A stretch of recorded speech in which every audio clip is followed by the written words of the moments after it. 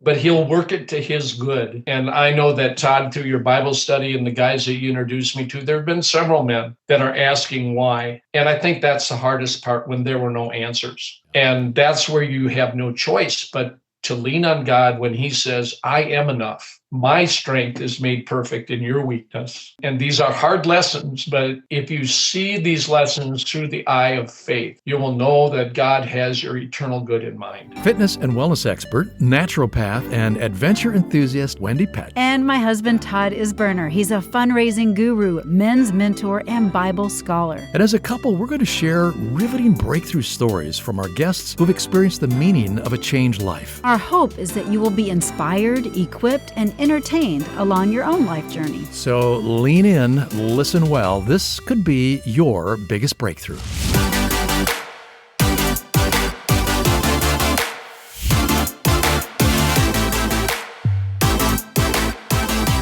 Hello, and welcome to your biggest breakthrough podcast. I'm Wendy Pett. I'm Todd Isberner, and Wendy. What? Well, you know, you have a real passion for people. You just do, and especially women. Yes. To become visibly fit. By the way, that's the name of our company. Oh, this is a little infomercial. Not Okay. an infomercial, no, but you have this passion for women to become Yes. visibly fit in mind, in body, and in spirit, a real holistic approach. Sure. And so let's just say this, as we move into wonderful 2021, all of a sudden your business, for a variety of reasons, it just like skyrockets, like exponentially multiplies. And all of a sudden you have millions of dollars pouring in. I mean, like millions. What? Like I don't right now, you Now, mean? wait a minute, hang on. All right, that's good. You foresee it. That's good. But just let me ask you a question. How would that change your life? Well, it would be pretty awesome. I mean, I think about what first I would do. I would give gratitude to God first and foremost. Yes. But I always think the more money I have, the more I can give. Like that gets me excited. Yeah. Like I love money because of what it can do. Yeah. And so, okay, and then I go shopping. Wait a minute. Probably a little bit. Yeah. So, but here's something. What if the unexpected happened? Like, what if you were faced with temptations that you've never experienced before because you've not been in that same place? Or what if people start coming out of the woodwork and they want to borrow money from you or expect you to just give it to them? And this would happen. What if every charity on the planet was banging on your door, asking for a handout? Well, I think I'd have to keep perspective on all that.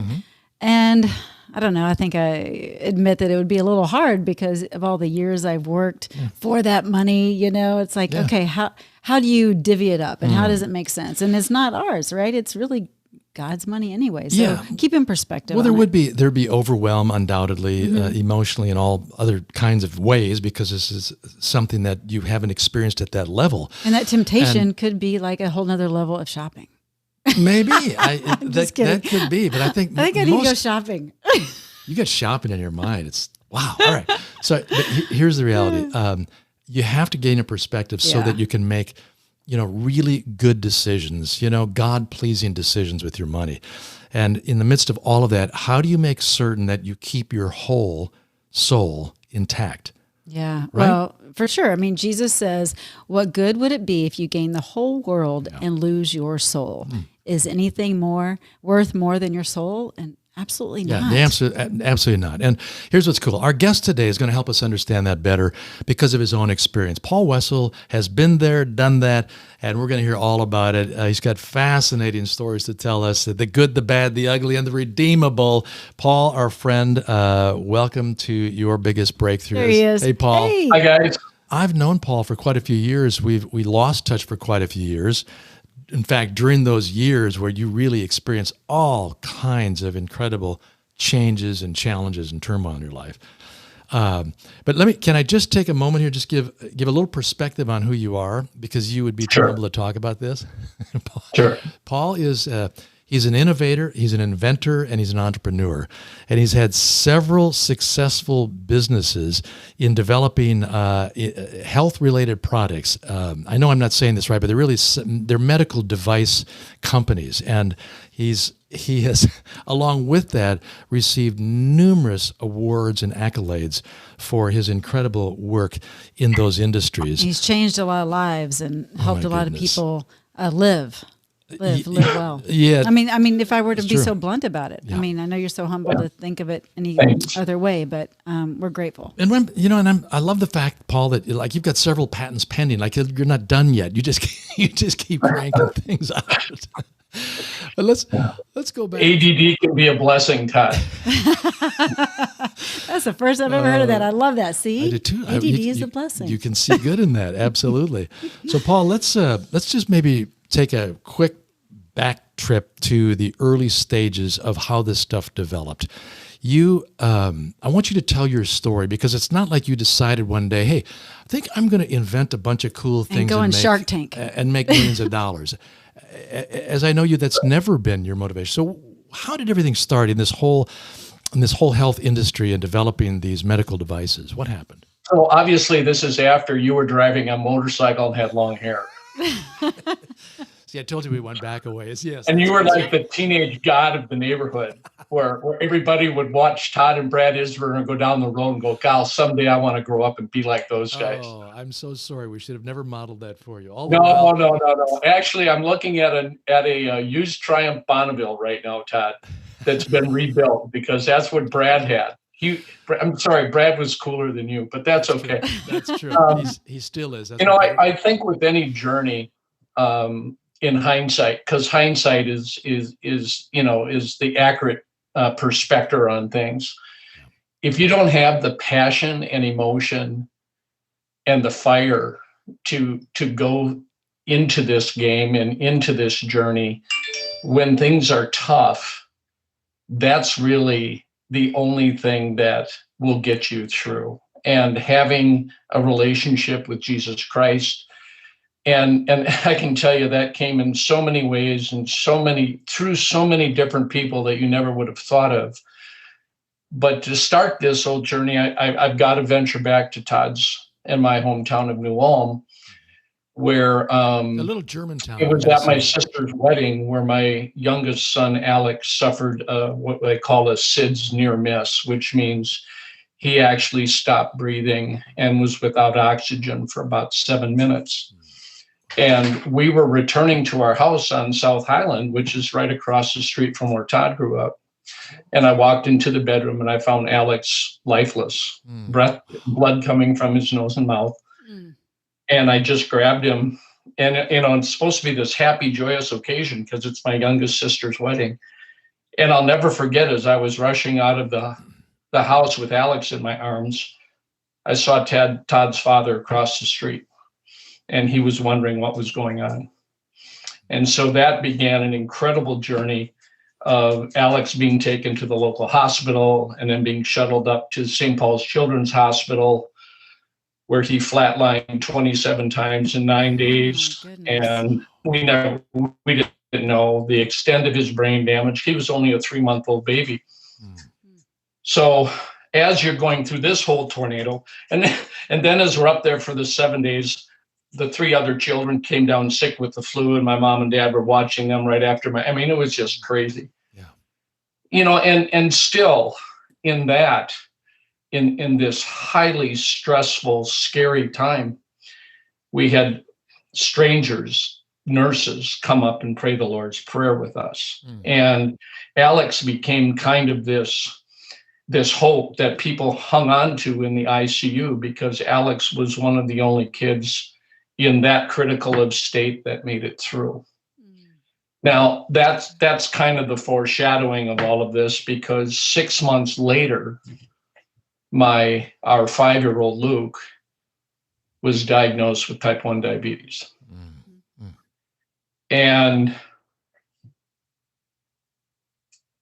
this is highly emotional, because you're not over the near-death experience of one child, and all of a sudden you get thrown into another one. Yeah, let's just pause there for a minute. Can you hear me, Paul? Just pause for a minute, because I really want us to take that in. You were still processing what happened with your 3-month-old Alex and seeing the recovery process and wondering what does the future hold for him, and then you're blindsided with the Correct. knowledge that your 5-year-old has got type 1 diabetes. And anybody who knows anything about type 1 diabetes, this is tough enough for an adult to manage, much less a child.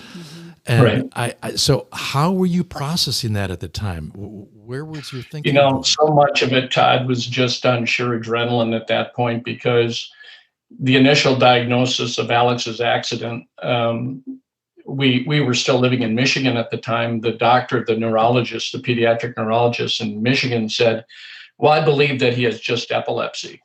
And so as that was going on, I received an offer to become marketing director of a company in Minneapolis. And I decided to take that job. And so now we have Alex, and then we moved to Minnesota. And as we were driving back to Michigan, that's when I discovered that Luke had type 1 diabetes. It was over Easter vacation. And when we took him to the emergency room, his blood sugars were over 700. And you having a brother with type 1, Todd, Brad, that 700 is pretty dangerous stuff, right? Yeah, absolutely. Okay, so then we come back to Minnesota, and now we have two medical paths. We have Alex's, which what we think is epilepsy, and now we have Luke with type 1. Well, then Alex wasn't progressing as long, and so we took him to Dr. Ken Swayman, who was a pediatric neurology specialist at the U. So I've started a new job. I've moved my family 900 miles from Michigan to Minnesota. I'm home. My family is trying to acclimate. I'm traveling all over the world. And then we get the news 30 days after I start my job that Alex will never speak, he'll never walk, he'll never talk, and he will be in his wheelchair his whole life. And at that time, so you compartmentalize that, you try to. And now you're dealing with all these issues of a young child where you have to pick his finger 4 and 5 times a day, where you have to give him insulin injections 4 and 5 times a day, where you have to carbohydrate count, all of this stuff. And, it was quite a lot. So usually, as I've talked to other entrepreneurs, there becomes an aha moment. And, this aha moment is very personal to me, because it would just happen one night that we were in our bedroom and I heard some crying outside in the hallway. And it was Luke. And Luke, he just asked me to give him so much insulin that he wouldn't wake up. And he's 5 years old at the time? 5 years old at the time, 6, maybe a year had gone by. He said, I hate this disease. I hate getting poked all the time. I hate getting all this insulin. Can you just make it all go away?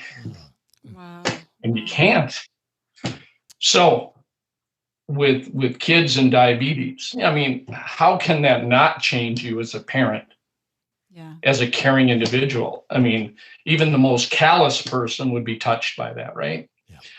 So I noticed, and Todd, as you know, that testing your blood sugars, especially as a young person, is very, very important. Mm-hmm. And there weren't any blood glucose meters on the market designed specifically for kids.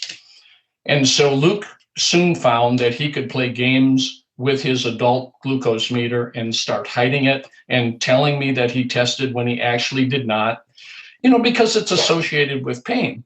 Yeah. And so as time went on, this game continued of hide and go seek the blood glucose meter. Wow. And then one day we were leaving on vacation, and Luke wanted to bring his Game Boy along. And I let him back in the house because we had the house all buttoned up and everything. And he ran to the living room, flipped up the middle seat cushion on the couch, and his Game Boy was underneath. And I said, wait a minute. If he knows to that level where his Game Boy was, what happens if I could combine the two technologies of integrating a blood glucose meter with a Game Boy? And that became,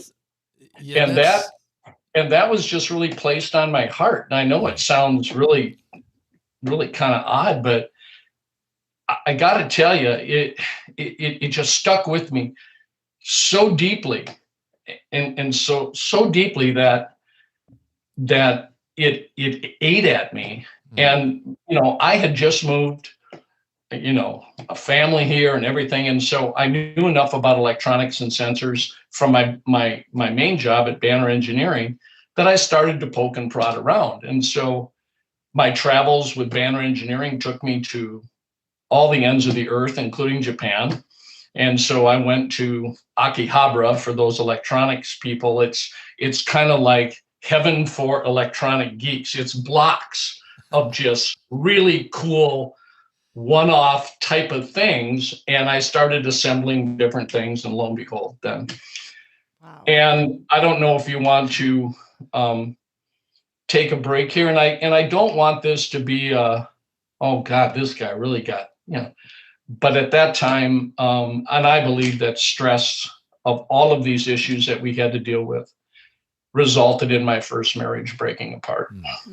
Real quick on that. I can only, I just am picturing you and your wife and your kids going through all this traumatic, just not moments, but years, right? And probably a lot of sleepless nights, because you're probably having to wake him up to test his blood level, his insulin levels and all kinds of things, right? So there's a lot of different factors that probably led to, the marriage not working out, and the stress and the guilt and all the different emotions, right? Well, and it just wasn't Luke not sleeping at night. Alex, because of his condition, his muscles were starting to atrophy, and so he would go into spasms, painful spasms, and we had to give him Thorazine and different things like that. And then during this whole time as well, my first wife had to have posterior and anterior spinal fusion. At the same time, Alex had to have hip subluxation surgery to literally carve his hip joints out to be able to be received into a wheelchair so that his hips would not result in long-term arthritis and things like that, resulting in him being in a body cast for 5 months. And so I have a wife who has posterior and anterior spinal fusion, who can't lift anything. We have 2 little children that can't sleep at night because of diabetes and because of seizures and different things like that. And there's only one person that can lift them up. And at that time, being the only single wage earner, trying to keep a job together, trying to keep a new career together, trying to put up with a house in the suburbs and all of that stuff. And then the financial pressures that come with that, about having personal care attendants and social services, and all of that costs extra money as well. As a man desires to show up as a family in that role as a provider, a protector, all those things. And so I'm sure just that level of stress, it just all spilled over on one another, and it was just difficult, but you were just doing the very best that you could in that moment. Well, we've often heard how medical issues, especially in families, can break marriages apart. There's just a level of stress and pressure that couples have a very tough time managing. And what you've just described is like way over the top, unimaginable of what the two of you had to go through and what your children were going through at the same time. So so take us to the next chapter. Your marriage is breaking apart.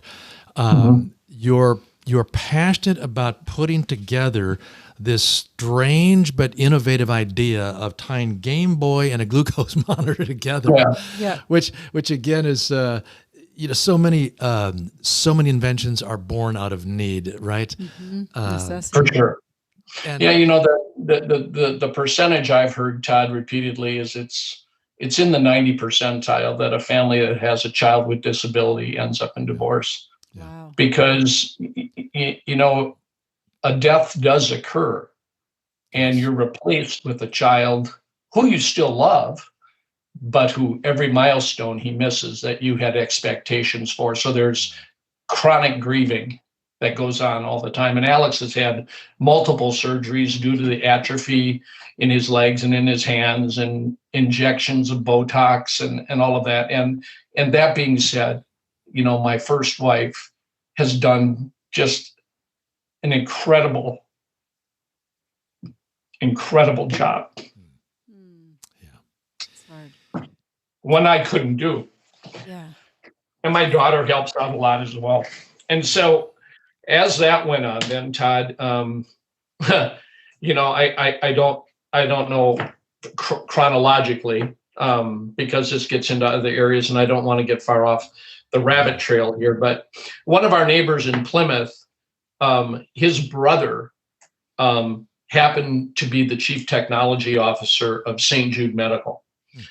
And this guy, Dr. Mark Kroll, has been awarded more medical device patents, I believe, than anybody in the United States. I think at last count, it was well over 225. Wow. Anyway, through one circumstance or another, I got introduced to Mark, and I just threw the idea by him, and Mark mentored me, and I actually wrote my first patent. And it wasn't a patent just for a Game Boy. We expanded that out to be a handheld computing device. And then we did some intricacies through that. But again, it's just an amazing thing, Todd, because I was not a good student in school. Mm-hmm. And as I kind of tongue-in-cheek teased about ADD before, the last thing an ADD guy should really be doing is writing patents because they're so detail-oriented. Right. But I found this whatever, that I really enjoyed doing that, and I could maintain the focus, and I actually wrote the first patent myself. I didn't have an attorney help me. Wow. You were determined and stubborn, and you had the motivating reason behind it all. You knew what you had. Absolutely. Well, and you knew what you and your wife and your family have all been through, and you did not wish that upon other families and other children that were suffering and having that feeling of just make it all go away. You wanted it to be easier for the child, and so it came out of service. It came out of a mindset of I want to do something good here. It's not about the money. It's not about let's go get rich and create something. No, not at all. It was like I want to help people, and that's really the difference here. Yeah, well, starting with his son. I mean, there's a lot at stake there. Hey, you've told me some stories about in the days when you were inventing this thing. Yeah, and you guys really were suffering financially. You just didn't have a couple of nickels to rub together. And tell us about that experience where you're in the midst of pulling this invention together, but you just didn't have any financial underpinnings underneath you. Well, and during this time, a very significant event occurred, and that's where I married my second wife, Shelley, who I had dated in high school when I was in New Ulm, and she was a single mom with 4 boys, and I had been working on this prior to being married to Shelley, but as it started getting to a point where this idea and stuff was consuming more and more of my time. Yeah. Now, mind you, I was still working for this company in Minneapolis and doing very well, 6-figure income. But again, it was the Christian upbringing that my parents instilled in me that, you can't serve 2 masters. And I clearly remember reading the book, The Prayer of Jabez. And I just said, Lord, I know this has been placed on my heart, but Lord, in order for this to work, I have to walk away from a job. And this job is paying me very well. And I just got married, and I have 4 stepsons. And I remember Shelley and I in the bathroom of our house, me signing my resignation letter to Banner Engineering, who just a great company. And I said, I've got to pursue this. Little did I know that it would be 8 years of struggle before our company was purchased by a $1 billion pharmaceutical company. But in those early years, I've told this story a bunch, but we didn't have enough money to pay utilities 1 month. And I was taking care of my disabled son, Alex, every other weekend. And Alex, because of his condition, could not eat regular food. He would have to have it pureed. because he had swallowing issues and chewing issues. I didn't even have the power to turn on a stove. And I remember cooking several of his suppers on an outside grill and chopping them up fine with my filleting knife from hunting and fishing to give him food. That's one story. The other story is we lost electrical power because we were late paying our bills. And there was an abandoned Methodist church next to our house. And yet, I remember running an extension cord from our bathroom to the outside outlet on the church, which still had power, but yet it was abandoned. And we used the power from that church to power our stuff until we could pay the bills. God works in mysterious ways, even providing utility power so that you can feed your family. Well, church always has power, doesn't it, Todd? Sometimes we don't think about utility power. And Shelley's parents, Shelley's dad was a Methodist pastor. And I loved him so much. He was such an excellent man. And every month when we didn't make it, there was a check there to help us with expenses. And he just believed. He was a man of faith. Now, that being said, I also picked up ad hoc consulting gigs and different things. And then I got a few early investors in to believe in the idea. And by the grace of God, we got it to a point where we bootstrapped it. And I made over, 200 investor presentations before we got our first significant investment, and it came from Sydney, Australia.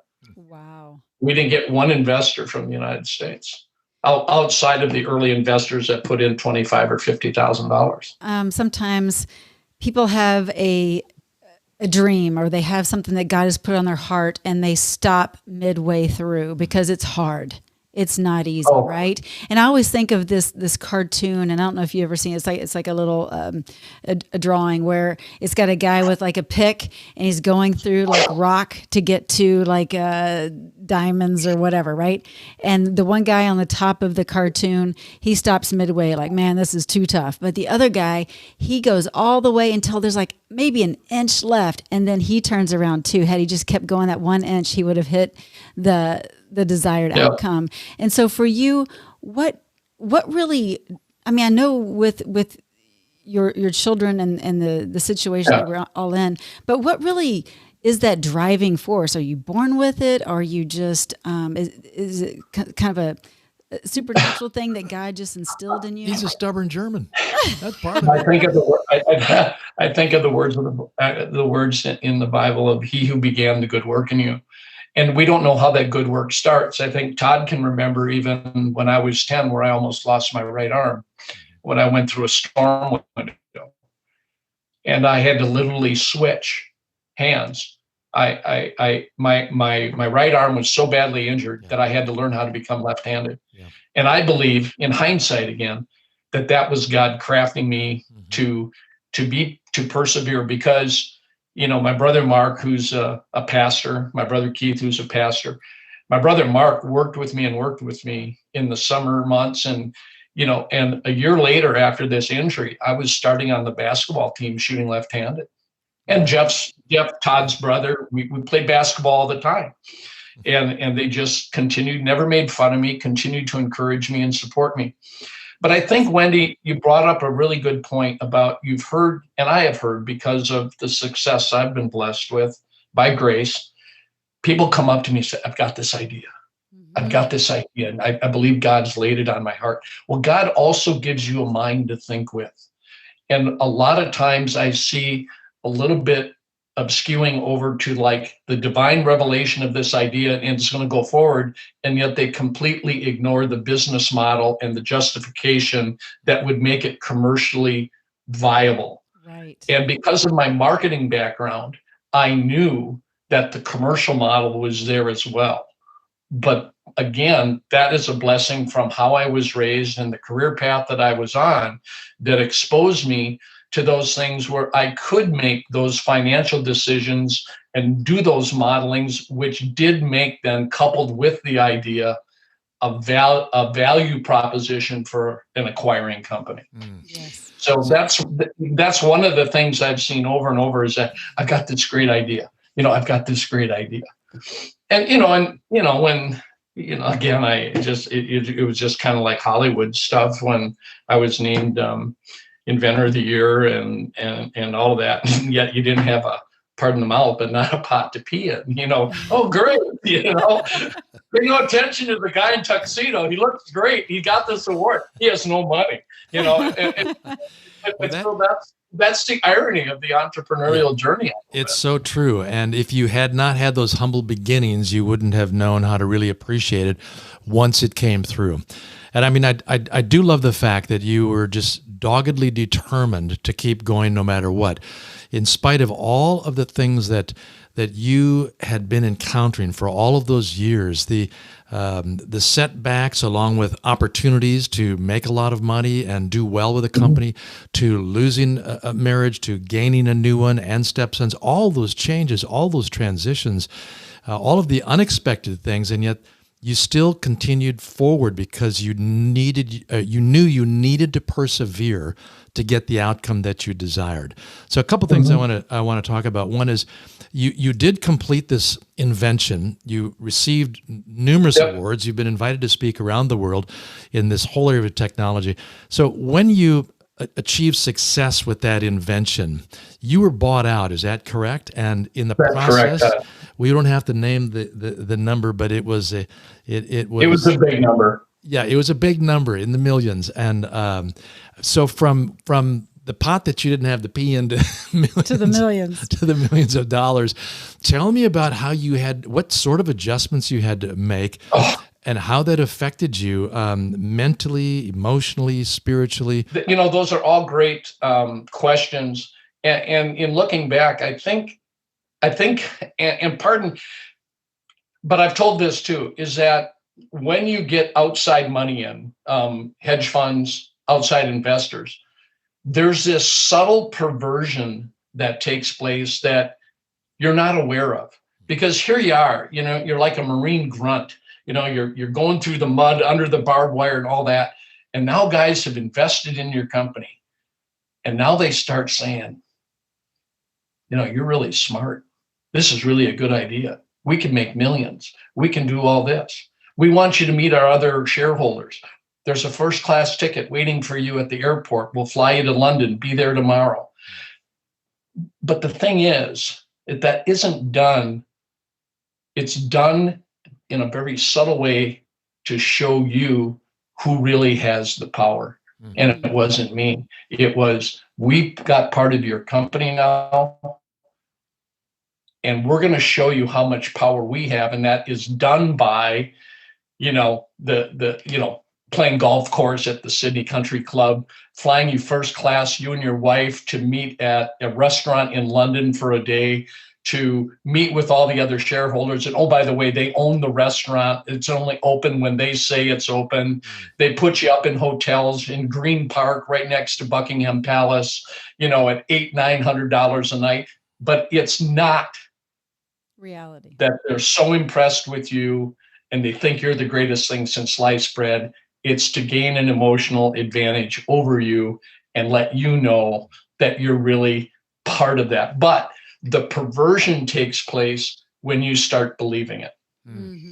Because you've struggled so long and you want so much affirmation that your idea does have traction. And now people are paying attention, and it's so quiet and so subtle that you can start believing your own lie and your own false self. So and it's a strategy that they use. So did you fall into that absolutely perversion? Yeah. How can you not? And thank God for my Christian upbringing, and, for my folks and for family members who love me enough to slap me alongside the head and saying, you're getting out a little over your skis here.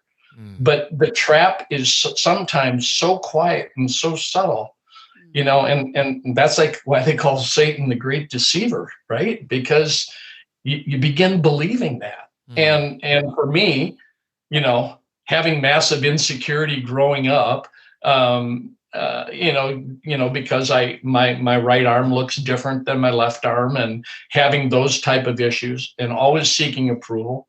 Yeah, it's crazy.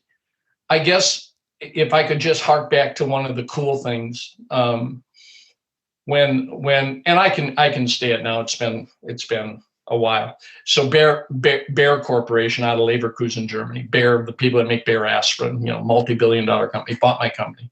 When we launched this product, we launched it first in Europe, and Bayer flew Luke over first class with me, and Luke got to appear on stage with me when we launched the product. How old was Luke at the time? Oh, golly. 5 when he was diagnosed, 8 years, 13. I would say he was probably 16, 17, wow, because it was 8 years of struggle.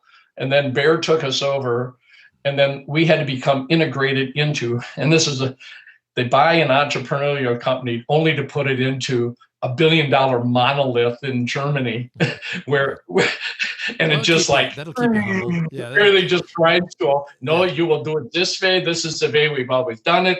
And so it was another 2 years until we even had a commercial product. Mm-hmm. And it was really nice that this first invention for these kids, I think we sold over 75,000 of them the first year. Wow. Well, God obviously blessed and honored your commitment, your perseverance, your heart, your motivation. He also allowed the financial reward that came with all of that. He also allowed the temptations in your life to become egotistical, self-centered, all of the other things that go with any kind of great acclaim or wealth or status. And two things I heard you say. One is you had a real firm faith foundation that your parents helped build underneath you. So you had that place to return to. And secondly, I heard that when you did start to, kind of get off the rails in these areas of success, that you had support around you. You had family, maybe some friends who knew how to slap you around and keep you humble, so to speak, or at least aware of your beginnings and where you're at. So let's just go forward a little bit, because as I've known you, you've like literally caught fire, more fire than I've seen before in your life. Over the last few years, your love for God, your dedication, your generosity towards others, your world perspective, all of that, Paul, has seemed to really accelerate. What happened? Why is that happening? God chastens those he loves. If I could just, before I get on that next chapter, most of my early investors were faith-based men, were godly men. My accountant and an early investor, Dwayne Peterson, just a solid brother in Christ. For anybody out there who will experience this, I think a really good rule of thumb is it's almost like, and I don't mean to be perverse in this, but it's almost like a death where they say, don't do anything for a year. And I think that same rule could apply, that when you have this watershed moment, don't do anything for a year. That's good words. And surround yourself with godly people. Because the temptation, when you, especially, I call it the lottery syndrome, right? When you've struggled, when you've borrowed power from an abandoned church and all that, there's deprivation, right? And oh, come on, we can spend a few, and literally, you look at the check that you've been given, you're going, what? And so pause, give thanks, and surround yourself with godly people who can provide you godly counsel on how to wisely take that first step, because it can get out of control really quickly. That's good. So fast forwarding now, Todd, I spent 2 years with Bayer after they bought my company. So in 2010, I left. And then I started a couple other companies. And I've always tried to start companies and invent products that you can do well by doing good. So build the product that benefits people first. But again, always return to, can this be sustainable? Is this just a whim? Or can this be monetized in such a way? Because I believe that that's a stewardship issue as well. You just don't go off chasing wild dreams. If God places something on your heart, there's a stewardship piece of that as well. And so, the financial blessings that I've been allowed to experience, been able to help set up a scholarship fund at the college in New Ulm where my father taught, that's now providing tuition support for people who want to become teachers and pastors and talk about and train people about Jesus Christ. But when I got severely reconnected with Todd, there was another valley, and that's when my second wife left. And you know how hard that was. Yes, I know the pain that you went through in losing your second marriage and still recovering. It's a period of time where we grieve, we grow, and we learn.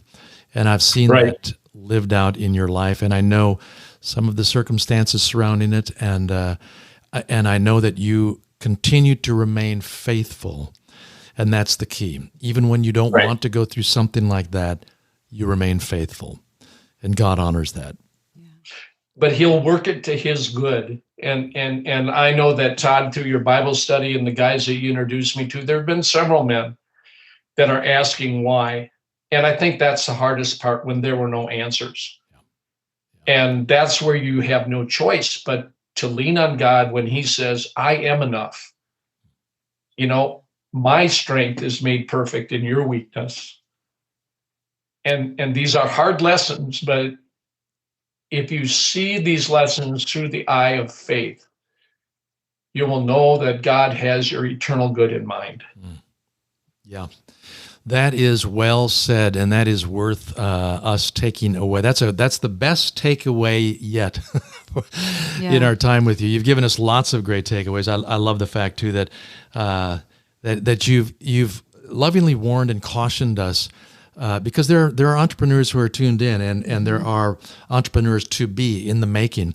And I love the advice about when success comes, don't do anything for a period of time. 365. Yes, so that you can just pause, you can take it in, you can get perspective, and surround yourself with faith-filled, good people, godly people to help you through it. That's awesome. And then just the other thing too, Paul, the underlying theme of your life now is remaining faithful, drawing in from God his strength to get you through another day with joy and vision and hope. And we see that lived out in your life. And that's a huge inspiration and a model that we all need around us. Yeah. Well, and trust that God will put people in your life, people that you don't know, people that will come alongside you. And all of a sudden, there's this connection point. And that still continues today, whether it's resurrecting old friendships from past friends in New Ulm, or you just don't know. And that's just the amazing thing about our God, is that he is big enough that he can pull anybody in to support you and to help you grieve. My family has been incredible through this latest trial. My brother-in-law, Phil, especially. And I think sometimes he causes us to reflect that what we have here is temporary. And what is the big game? The big game, as you said early on, Wendy, it's all his anyway. You're just allowed to be a sharecropper for a while. Yeah. And what does he expect you to do with it? And at the end of the day, it's telling people about Jesus as their Savior. Yes. Because that has eternal consequences. That's it. That's right. Oh, Paul, beautiful. You have given us such incredible insight in your life, but you've also given us some incredible nuggets, some good wisdom. Whether someone listening has millions of dollars or not, the rule still applies. And I love that. So this podcast episode applies to anyone that's listening, the words of wisdom that you've given. But has there been, before we wrap up here, has there been someone that has given you a nugget of advice, some words of wisdom that has really caused you to live your life in a certain way? What's one word that someone has told you that has made an impact in your life? Oh, Todd knows my entire family, and they're all godly men and women. The word that came to mind, Wendy, when you were asking me that, is surrender. It's good. Yeah, it's surrender, because I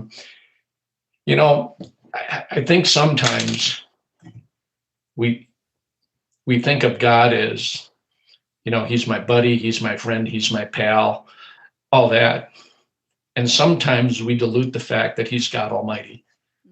And you need not look further than the book of Job, about the guy who laid out the universe and knows the depth of the sea and put the Leviathan in the sea. Who are we? Who are we? We are that reverence. We are children of him, and there needs to be an awe and a respect and a wonder that he uses, like he did in the Bible, David, Moses, all these guys who were screw-ups, and yet the word continued, and that he can use you and me the same way. That is beautiful, Paul. Thank you so very much. We have enjoyed having you on, and I know that you have blessed the listeners. So we appreciate you. God bless you, and we'll talk to you soon. God bless you both. You're a good man. Love you. Take care. Right. Love you, brother. Yeah, thank you. Right. Take care. Happy holidays and a godly New Year. Amen. Take care. Wow. That word surrender comes up a lot, doesn't it? Yeah. I mean, and as Paul was explaining about the bigness of God, the reality is he is worthy of our surrender to him. Mm-hmm. It's a matter of trust. And it's not like you can go down to, pick up a book that says, here How are to for the dummies. 5 steps. How to surrender for dummies.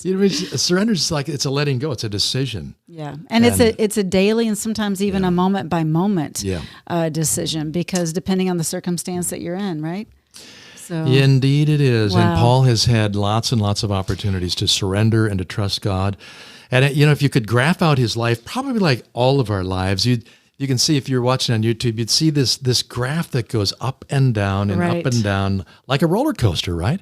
We have our highs, we have our lows, and if we will keep God in the center of all of it, then we know we are able to fulfill the purpose and the plan that he has for our lives. Yeah, no, it's so good.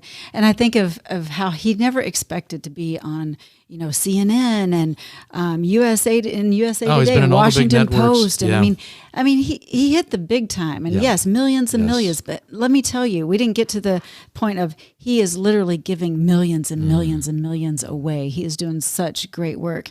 And just the fact that he persevered, and the people with type 1 diabetes that have benefited dramatically because of his invention and his perseverance. So anyway, by the way, there and adults too. Well, there are numerous other inventions that he's working on. Right. He's working on yet. one right now. They're doing some testing in senior citizens living complexes. Oh yeah, this is great.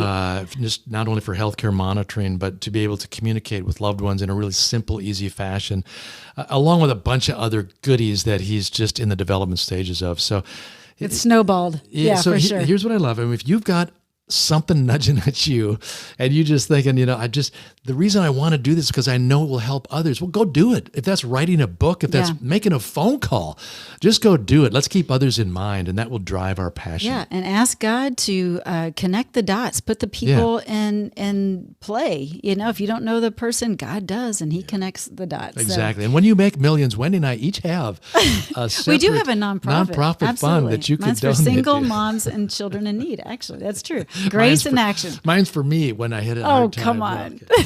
All right. We appreciate you as always. Thank you for tuning in to Your Biggest Breakthrough, and we'll catch you next time. Well, that's a wrap for today's show. We hope you enjoyed it. As always, we love spending time with you right here on Your Biggest Breakthrough podcast. We look forward to seeing you on the next episode. But until then, just head on over to yourbiggestbreakthrough.com, where you'll find some free resources and information and a place where you can comment, and we would love to dialogue with you there. Thanks so much for tuning in, and we'll see you next time.